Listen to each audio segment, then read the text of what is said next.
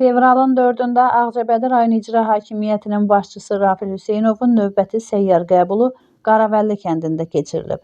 Qəbulda hüquq mühafizə orqanlarının rəhbərləri, rayon İcra Hakimiyyətinin məsul şəxsləri, eləcə də idarə, müəssisə və təşkilatların rəhbərləri iştirak ediblər. Öncə çıxış edən rayon rəhbəri Rafil Hüseynov səyyar qəbulların vətəndaş müraciətlərinin operativ şəkildə araşdırılması, yerində öyrənilməsi və həllinə şərait yaratdığını bildirib.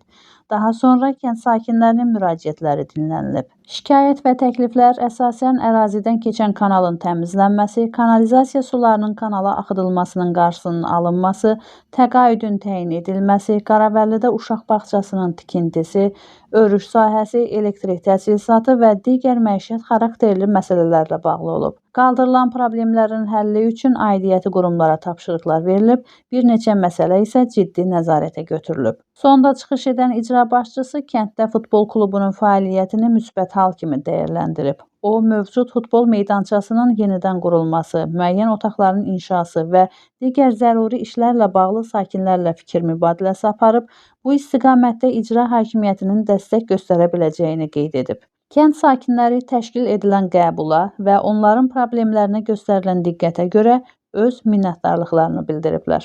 Məhsəti Musa, Kənan İsayev, Aran Ağcabədi internet televiziyası üçün.